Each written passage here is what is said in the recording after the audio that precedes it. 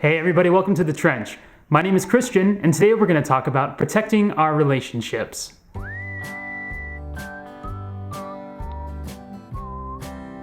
Last time, when we talked about boundaries, I mentioned that boundaries are essential because they help us understand what is our responsibility and what is not our responsibility. Though this may seem a little mean, I want to explore this idea of responsibility a little more clearly. It's not mean at all. It's just about prioritizing our relationship so that we can use our very limited time and personal resources in the best possible way. First, let's differentiate between having responsibility to and having responsibility for.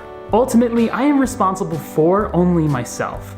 This means that if I'm having a troubling feeling, then it's not your problem that I'm sad or upset. Now, I may reach out to you to share my thoughts or feelings or even possibly to ask advice, but that doesn't mean that it's your responsibility to manage my feelings and my behavior.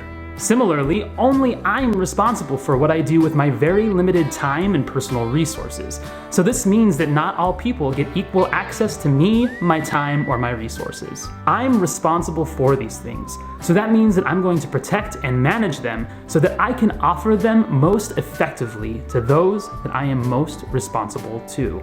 When speaking of our responsibility to others, we need to understand that not all our relationships are created equal. Different relationships have different amounts of pull on us because our different relationships have different levels of intimacy. In his book, Keep Your Love On, Danny Silk invites us to think of our relationships in terms of concentric circles. At the center of the circles is your relationship with God. This is the primary relationship in your life, so you are most responsible to God.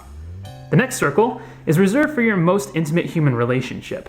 And there's only room for one person in here, so for me, this is my wife.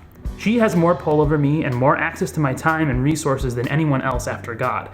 So for you, this may be a spouse or a close friend or a parent or someone else, but either way, there's really only room for one person here.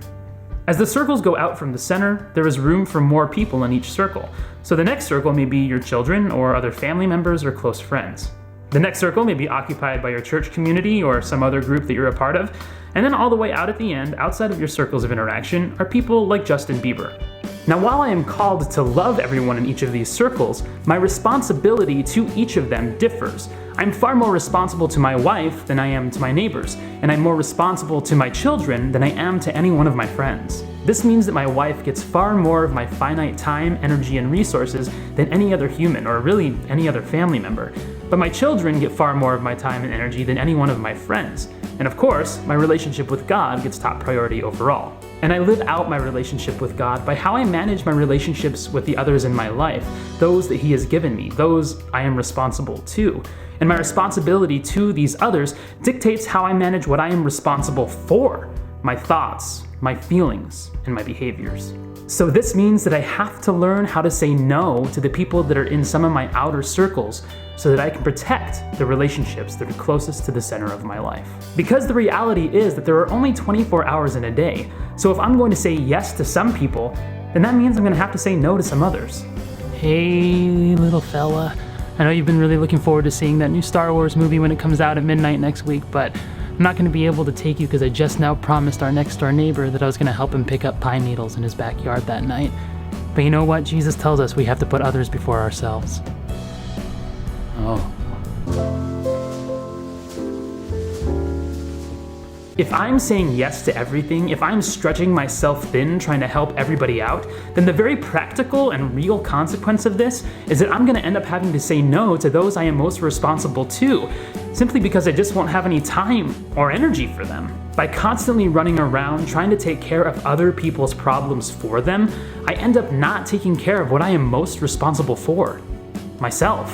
And when I don't take care of what I'm responsible for, then I do a great disservice to those that God has given me, those I am responsible to. The closer someone is to my innermost circle, the more pull they have over my time and attention. The closer they are, the more of me they get, and the more of me they get to know. Jesus did it like this. Among his thousands of disciples who saw his miracles, he had 12 apostles, and he told them his plan. 3 of the 12 were closer to him than the rest, and only those 3 saw his glory revealed in the Transfiguration. And yet he consistently spent time alone with the Father, because this was his most important relationship, the one with whom he had been since the beginning. But taking responsibility for ourselves, for our thoughts, our feelings, and our behaviors is not only the way that we protect the relationships that are most important to us, it's also how we repair the damage that we do when we violate our own boundaries, failing to manage our time and our energy, failing to manage our thoughts, our feelings, and our behaviors, when we fail to manage what we're responsible for, ourselves.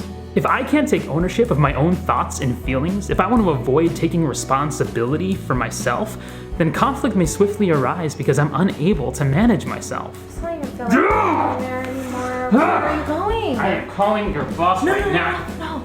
Hello, is this Jackie? But if I can take responsibility for myself, then I can also own the fact that I blew it, that I failed to manage what I was responsible for, and that I damaged this relationship with this person that I love, this person that I am responsible to. Hi, yeah, is this Jackie?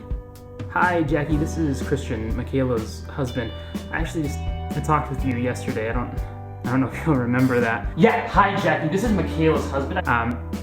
But anyway, I really spoke out of turn, and I just wanted to call and say that I'm sorry. I should have managed my feelings. I should have managed myself a little bit better than that. And I really shouldn't have called you and said that to you. It was really inappropriate of me. So I just wanted to, clear the air a little bit. And taking responsibility for myself also allows me to set up limits when somebody else is trying to violate my boundaries. It allows me to protect my time and my energy so that I can give it to those I am most responsible to.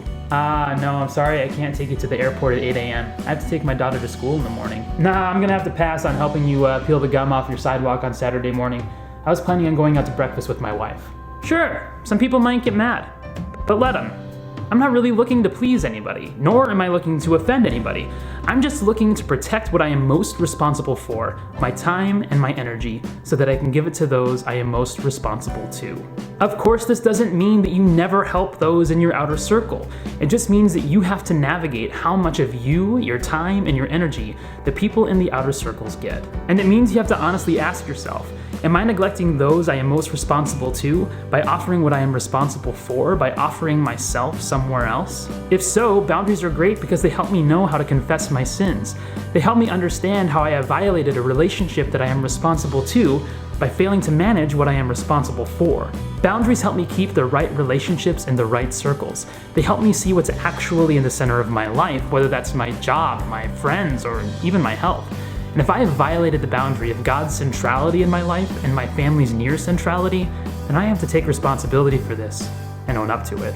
By establishing boundaries, I take control of myself and my life, learning how to say yes to the people who are most important to me, and also having enough humility to realize that trying to help everybody prevents me from helping anybody.